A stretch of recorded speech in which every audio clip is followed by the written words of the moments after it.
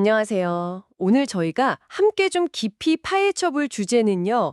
바로 신약 성경이라는 공식 목록, 그 정경에 아슬아슬하게 포함되지 못한 초기 기독교 문헌들입니다. 네, 청취자 여러분께서 보내주신 자료들도 바로 이 흥미롭고 때로는 논란의 여지가 많은 고대 문서들에 대한 것인데요. 네, 맞습니다. 이번 시간에는 이 잘 알려지지 않은 문서들을 좀 살펴보면서 도대체 어떤 기준으로 어떤 책은 성경이 되고 또 어떤 책은 그렇지 못했는지 그 선택의 순간 뒤에 숨겨진 이야기들을 알아보는 게 목표입니다.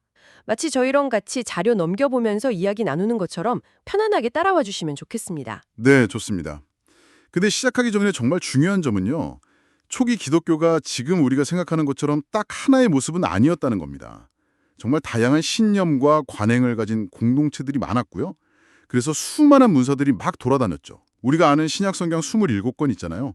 이게 뭐 어느 날 갑자기 이게 성경이다 하고 결정된 게 절대 아니고요. 오랜 시간 동안 여러 기준에 따라서 논의되고 또 선택되는 그런 과정을 거친 결과물입니다. 아, 그렇군요. 단일한 모습이 아니었다는 거. 그럼 그 수많은 문서들 중에서 첫 번째로 테클라 행전부터 한번 볼까요? 이게 바울을 따라다닌 아주 유명한 여성 개종자 테클라 이야기인데 흥미로운 게 뭐냐면 이 문서를 쓴 사람이 나중에 위조 사실이 발각돼서 교회 직위에서 해임됐다는 기록이 있다는 거예요. 네, 그런 이야기가 전해지죠. 그런데도 이 책 자체는 수세기 동안 엄청난 인기를 누렸다고 하니까 이게 참 공식적인 인정이랑 대중적인 인기 사이에 좀 간극이 있었던 걸까요? 그럴 수 있죠. 충분히요. 특히 이 테클라의 삶이 정말 파란만장합니다. 약혼까지 파기하고 바울의 금욕적인 가르침, 그러니까 독신으로 살면 하나님 나라를 유업으로 받을 거다, 뭐 이런 가르침을 따르기로 결심하는데요. 그 과정에서 온갖 박해랑 순교 위협을 겪는데도 계속 기적적으로 살아남아요. 제가 읽으면서 제일 인상 깊었던 장면은 와, 이거 진짜 세례를 받고 싶은데 상황이 안 되니까 식인 물개가 가득한 수조에 스스로 뛰어들어요. 그러면서 예수의 이름으로 세례를 받노라 이렇게 외치는데 바로 그때 벼락이 쳐서 물개들이 다 죽고 테클라는 무사히 빠져나오죠. 정말 대담하고 뭐랄까 극적인 장면 아닌가? 정말 그렇죠. 그 장면은 저도 아주 인상 깊게 봤습니다. 이 테클라 행전은요. 당시 바울과 관련된 이야기들이 어떻게 구전으로 퍼져나갔는지 이걸 잘 보여주고요. 그리고 또 테클라라는 굉장히 독립적이고 강인한 여성 인물에 대한 존경심이 얼마나 컸는지도 보여줍니다. 말씀하신 것처럼 그녀의 어떤 금욕적인 삶이나 순교에 대한 열망, 이런 것들은 일부 초기 기독교 공동체 안에 강하게 존재했던 금욕주의 이상을 반영하기도 하고요. 이 행전은 현재 바울 행전이라는 좀 더 큰 이야기 모음집의 일부로 전해지고 있습니다. 공식적으로는 비판을 받았을지 몰라도 대중의 마음을 사로잡았던 힘이 분명히 느껴지죠. 네, 확실히 그런 힘이 느껴지네요. 자, 이런 대중적인 이야기에서 이번에는 조금 더 신학적인 논쟁 쪽으로 가볼까요? 성경에는 없는 바울의 편지 제3고린도서입니다. 이것도 아까 그 바울 행전 안에서 발견되었다고 하셨죠? 네, 맞습니다. 이건 또 어떤 배경에서 쓰인 걸까요? 그냥 뭐 평범한 안부 편지나 그런 건 아니었을 것 같은데요. 그럼요. 전혀 아니죠. 자료를 보면 고린도 교회에 시몬과 클레오비우스라는 교사들이 나타났던 게 발단이었어요. 이 사람들이 당시 주류 교회와는 좀 다른 가르침을 퍼뜨렸는데, 예를 들면 하나님이 이 세상을 창조하지 않았다. 또 예수는 진짜 육신으로 온 게 아니다. 그리고 죽은 자의 육체적 부활은 없다. 뭐 이런 주장이었죠. 이런 생각들은 보통 우리가 영지주의라고 부르는 사상과 좀 맥을 같이 합니다. 아, 영지주의요. 그 영적인 특별한 지식, 그노시스를 통해서 구원을 얻을 수 있고 물질 세계는 좀 열등하거나 악하다고 보는 그런 사상 말씀이시죠? 네, 맞습니다. 바로 그거예요. 그럼 고린도 교인들이 이런 가르침 때문에 혼란스러워져서 바울에게 이거 어떻게 된 건가요? 좀 알려주세요 하고 편지를 보냈고 그에 대한 답장이 바로 이 제3고린도서다. 이런 이야기군요. 정확합니다. 물론 실제 바울이 쓴 건 아니고요. 그의 사후 최소 100년은 지나서 쓰인 걸로 추정됩니다. 내용은 이제 앞서 언급된 그 영지주의적인 주장들을 하나하나 반박하면서 원시 정통파, 그러니까 초기 기독교 주류의 입장을 아주 강력하게 변호합니다. 하나님이 창조주이시고 예언자들을 통해 말씀하셨고 예수가 참된 육신으로 오셨으며 그 육신으로 우리를 구원하고 또 육신으로 부활시킬 것이다. 이런 점들을 강조하죠. 명백히 반영지주의적인 문서라고 할 수 있습니다. 근데 여기서 진짜 흥미로운 지점은요. 이 편지가 바울의 이름으로 쓰인 어떻게 보면 위장인데도 시리아나 아르메니아 같은 일부 지옥교회에서는 한때 정경, 즉 성경의 일부로 인정받았다는 사실입니다. 이게 신약 정경이 지금의 27권으로 딱 확정되기까지 지역별로 얼마나 다른 목록들이 통용되었는지를 보여주는 아주 중요한 증거가 되는 거죠. 와, 그건 정말 흥미롭네요. 그러니까 권위 있는 이름? 바울이라는 이름이랑 내용이 정통적이니까 이게 진짜 바울이 쓴 건지 아닌지랑 상관없이 받아들여지기도 했다는 거군요. 그렇죠. 권위 있는 이름과 정통적인 내용이 결합되니까 그런 힘을 가졌던 겁니다. 자, 권위 있는 이름 하에 쓰인 또 다른 문서로 바나바 서신이 있네요. 이것도 바울의 동료였던 바나바의 이름으로 쓰였지만 실제로는 그가 죽고 한참 뒤인 2세기 초반에 익명의 저자가 쓴 걸로 보인다고요. 근데 진짜 놀라운 건 현존하는 가장 오래된 신약 성경 사본 중 하나인 4세기의 코덱스 시나이티쿠스 있잖아요. 여기에 이 서신이 요한계시록 바로 뒤에 포함되어 있었다는 점이에요. 이건 뭐 거의 정경으로 취급받았던 거 아니에요? 네, 상당히 중요한 위치에 있었던 거죠. 당시로서는요. 그런데 그 내용을 보면 현대적인 관점에서 보면 좀 충격적일 수도 있을 것 같아요. 아주 강력한 반유대주의적인 입장을 취하고 있어요. 유대인들은 시내산에서 하나님이 언약을 주실 때 금송아지를 숭배했기 때문에 바로 그 순간 언약을 거부했고 따라서 더 이상 하나님의 백성이 아니다 이렇게 주장하거든요. 그리고 모세 율법도 문자 그대로 해석하면 안 되고 상징적으로 봐야 한다면서 예를 들어 돼지고기 금지 규정은 단순히 돼지처럼 탐욕스럽게 살지 말라는 뜻이었다. 뭐 이런 식으로 해석하더라고요. 지 유대인이 아니라 예수 추종자들에게 속한다. 바로 이거예요. 이는 초기 기독교가 유대교로부터 자신의 정체성을 확립하고 분리되어 나가는 과정에서 나타났던 아주 격렬한 논쟁, 그리고 때로는 굉장히 낯선 수사를 보여주는 생생한 사례라고 할 수 있습니다. 유대교와의 관계 설정이 초기 기독교에게 얼마나 중요한 과제였는지를 알 수 있는 대목이죠. 청취자 여러분께서도 한번 생각해 보시면 좋겠습니다. 이런 내용을 담은 문서가 한때 성경의 일부로 여겨졌다는 사실이 지금 우리에게 어떤 의미로 다가오는지 말이죠. 네, 정말 생각해 볼 지점이 많은 것 같습니다. 자, 이런 논쟁적인 서신들을 지나서 이번에는 사후 세계에 대한 상상력을 좀 자극하는 문서로 가보죠. 베드로 묵시록입니다. 이 책도 역시 일부 초기 기독교 그룹에서는 정경으로 여겼다고 하네요. 비록 지금의 신약에는 없지만 초기 교부들의 기록에 보면 정경 목록 후보로 언급되기도 했다고요. 네, 그런 기록들이 남아있죠. 특히 단테의 신곡보다 훨씬 앞서서 천국과 지옥 여행을 아주 구체적으로 묘사한 현존하는 가장 오래된 기독교 문헌으로 알려져 있다는 점이 아주 흥미로워요. 내용을 살짝 보면 예수님이 제자들에게 마지막 때와 사후 세계에 대해 설명해 주시는데 특히 그 지옥에 대한 묘사가 정말 생생하고 기발해요. 마치 베드로가 가이드 투어를 해주는 느낌이랄까요? 약간 그런 느낌도 있죠. 죄의 종류에 따라서 형벌이 다 다르더라고요. 예를 들어서 습관적으로 거짓말하는 사람은 영원히 타는 불 위에서 자기 혀에 매달려서 고통받는다. 이렇게 묘사돼요. 그 이미지가 너무 강렬해서 기억에 딱 남더라고요. 네, 그런 아주 생생하고 때론 좀 섬뜩하기까지 한 이미지들은 당시 사람들에게 강력한 도덕적 교훈을 전달하기 위한 일종의 문학적 장치였을 겁니다. 지옥의 끔찍한 고통을 피하고 천국의 복을 누리려면 이 땅에서 올바르게 살아야 한다는 메시지를 아주 효과적으로 전달하는 거죠. 이 문서는 초기 기독교인들이 내세에 대해서 얼마나 깊은 관심을 가졌는지, 그리고 천국과 지옥에 대한 관념이 어떻게 발전해 갔는지를 엿볼 수 있는 아주 중요한 자료입니다. 그리고 흥미롭게도 이 문서는 저희가 나중에 살펴볼 베드로 복음서와 함께 이집트 아크밈의 한 수도승 무덤에서 발견된 파피루스 묶음, 이른바 아크민 코덱스에 포함되어 있었습니다. 아, 그렇군요. 같은 곳에서 발견되었군요. 그런데 베드로 목시록이라는 이름을 가진 문서가 또 하나 있다고요.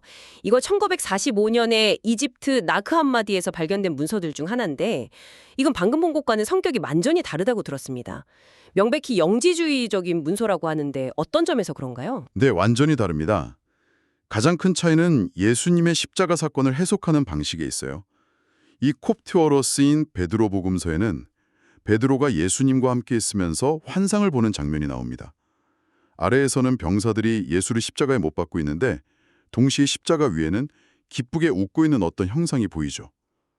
베드로가 이게 도대체 무슨 일이냐고 묻자 예수님이 설명을 해줍니다. 뭐라고 설명하시는데요? 십자가에 못 박히는 예수랑 웃는 예수가 동시에 있다니 정말 기이한데요. 네, 그렇죠. 예수님은 병사들이 못 받고 있는 것은 단지 자신의 외적인 껍데기, 그러니까 육체일 뿐이라고 말합니다. 십자가 위에서 웃고 있는 그 형상이야말로 고통받을 수 없는 영적인 존재, 즉 참된 그리스도라는 거죠. 이 영적 그리스도는 자신을 못 박는 자들의 무지함을 비웃고 있는 겁니다. 그들은 신적인 존재가 잠시 머물렀던 육신의 감옥을 파괴할 뿐이지 결코 참된 그리스도를 해칠 수는 없다. 이런 생각이죠. 이것이 바로 물질 육체를 멸시하고 영적인 것을 중시했던 영지주의의 핵심 사상을 아주 잘 반영하고 있습니다. 아, 그러니까 예수가 실제로 고통받고 죽은 게 아니라 그 육체는 그냥 껍데기일 뿐이고 진짜 영적인 그리스도는 고통 없이 초월해 있다. 이런 이야기군요. 이건 확실히 주류 기독교의 가르침과는 완전히 다른데요. 그렇습니다. 예수 그리스도의 실제적인 고난과 죽음, 그리고 그의 완전한 인간 되심을 강조했던 원시 정통파의 관점에서 보면 이 콥트어 베드로 묵시록의 주장은 도저히 용납할 수 없는 이단적인 내용이었을 겁니다. 고통 없이 십자가 위에서 웃는 그리스도라는 이미지는 그들 신앙의 핵심 자체를 부정하는 것이었으니까요. 이 문서가 왜 정경에 포함될 수 없었는지는 너무나 명확해 보이죠. 네, 그 이유는 분명하네요. 자, 이제 이 모든 논의를 어떻게 보면 하나로 묶어주는 듯한 중요한 사례, 베드로복음서와 정경 형성 과정에 대해서 이야기해 볼 시간이 된 것 같습니다. 이 복음서는 19세기 후반 아까 말씀하신 이집트 아크밈의 한 수도승 무덤에서 발견되었다고 하셨죠. 베드로가 1인칭으로 서술하는 형식인데 아쉽게도 일부만 남아있다고요. 네, 맞아요. 빌라도 앞에서의 재판 중간쯤에서 시작해서 부활 후에 제자들에게 나타나는 이야기 중간에서 딱 끝납니다. 내용 중에 특히 문의되는 건 신약 복음서들과 비교했을 때 유대 지도자들이나 민족 전체가 예수의 죽음에 대해 훨씬 더 큰 책임이 있는 것처럼 그려진다는 점이에요. 심지어 로마 총독 빌라도 대신에 유대의 헤로드 왕이 예수에게 사형 선고를 내리는 걸로 나오죠. 그리고 부활 장면. 와, 이건 정말 독특합니다. 거대한 두 천사가 하늘에 닿을 듯이 엄청나게 커진 예수님을 부축해서 무덤에서 나오는데 그 뒤를 따라서 십자가가 스스로 걸어 나온다고요? 네, 십자가가요. 심지어 하늘에서 너는 잠자는 자들에게 선포하였느냐 하는 소리가 들리니까 십자가가 네! 하고 대답까지 한다니 정말 상상 초월입니다. 말하는 십자가라니요? 그 말하는 십자가 장면은 정말 유명하죠. 아주 인상적인 장면입니다. 그런데 이 복음서가 정경 형성 과정을 이해하는데 정말 중요한 이유는요. 2세기 안디옥의 주교였던 세라피온이라는 인물이 이 책을 어떻게 다루었는지에 대한 기록이 남아있기 때문입니다. 교회사가 유세비우스의 기록에 따르면 세라피온은 처음에 자기 관할 지역의 루이스스 교회 교인들이 이 베드로 복음서를 읽는 것을 별로 문제 삼지 않았어요. 베드로의 이름이 붙어 있으니까 뭐 괜찮겠거니 생각했던 거죠. 사도의 이름이니까요. 아, 일단은 이름 때문에 오케이 했던 거군요. 하지만 나중에 문제가 생겼나 보네요. 네, 맞아요. 세라피온이 안디옥으로 돌아와서 들어보니 그 책이 가연설, 도세티즘을 주장하는 사람들에 의해서 사용된다는 소문을 듣게 됩니다. 가연설이라는 건 예수가 실제로 인간이 아니라 인간처럼 보였을 뿐이라는 당시에는 이단으로 여겨졌던 사상입니다. 아, 인간인 척했다는 그런 주장 말이군요. 네, 이 말을 듣고 걱정이 된 세라피온은 직접 그 책을 구해서 자세히 읽어보게 된 거죠. 그래서 세라피온은 어떤 결론을 내렸나요? 혹시 그 말하는 십자가 때문에 문제가 된 건가요? 그게 너무 이상해서? 흥미롭게도 말하는 십자가 자체보다는 다른 부분이 문제가 됐습니다. 세라피온은 책 내용 대부분은 정통신앙과 일치한다고 봤어요. 하지만 일부 구절, 특히 예수님이 십자가에서 마치 고통이 없는 것처럼 침묵했다는 그 묘사가 가연설적으로 해석될 여지가 있다고 판단했습니다. 즉, 예수가 정말로 고통을 느끼지 않았다면 그의 완전한 인간성을 부정하는 것이 될 수 있다. 이런 우려를 한 거죠. 아하, 고통이 없는 것처럼 보였다는 그 부분이 걸렸군요. 네. 그래서 세라피온의 논리는 이렇습니다. 만약 이 책이 가연설이라는 이단적인 해석의 빌미를 조금이라도 제공한다면 이것은 결코 사도 베드로가 썼을 리가 없다. 왜냐하면 사도 베드로는 분명 정통신앙을 가르쳤을 것이기 때문이다. 따라서 이 책은 베드로의 저작이 아니며 교회에서 사용해서는 안 된다. 이렇게 결론을 내리고 루스스 교회에 편지를 보내서 사용을 금지시켰다는 기록이 남아 있습니다. 아하, 여기서 정말 중요한 기준 두 가지가 딱 보이네요. 첫째는 내용이 정통 교리에 부합하는가, 그리고 둘째는 사도가 직접 썼거나 최소한 사도와 관련이 있는가 하는 점. 바로 이 두 가지 기준, 그러니까 신학적 정통성과 사도적 권위가 어떤 책이 성경이 될 수 있는지를 판단하는 핵심 잣대였다는 거네요. 바로 그 점입니다. 정말 정확히 짚으셨어요. 세레피온의 사례는 신약 정경이 형성되는 그 복잡한 과정을 아주 압축적으로 보여줍니다. 수많은 문서들이 막 돌아다니던 초기 기독교 상황 속에서 원시정통파 지도자들은 바로 이 신학적 정통성과 사도적 권위라는 두 가지 기준을 가지고 어떤 책을 받아들이고 또 어떤 책을 배제할지 신중하게 결정했던 것입니다. 청취자 여러분께서도 궁금해하셨을 왜 어떤 책은 성경이 되고 어떤 책은 되지 못했는가에 대한 아주 중요한 단서가 바로 여기에 있는 것이죠. 권위와 신학적 입장에 정말 중요하게 작용한 겁니다. 네, 오늘 저희는 정말 테클라의 그 스펙터클한 모험부터 시작해서 서로 다른 주장을 펼치는 서신들, 또 묵시록들, 심지어 말하는 십자가까지 등장하는 복음서까지 초기 기독교 시대에 정말 다채롭고 때로는 좀 기이하기까지 한 문헌들을 함께 여행했습니다. 네, 오늘 이 여정을 통해서 보셨듯이 초기 기독교는 그냥 단 하나의 목소리만 있었던 게 아니라 매우 다양한 생각과 신앙 형태가 공존했던 아주 역동적인 세계였습니다. 그리고 우리가 오늘날 접하는 신약 성경은 이런 복잡한 배경 속에서 원시 정통파라고 불리는 그룹이 중요하게 생각했던 기준들, 그러니까 말씀하신 신학적 정통성과 사도적 권위에 따라서 오랜 시간 동안 숙고하고 때로는 격렬하게 논쟁하며 선택한 결과물이라는 점을 기억하는 것이 중요할 것 같습니다. 하룻밤 사이에 결정된 게 절대 아니라는 거죠. 네, 맞습니다.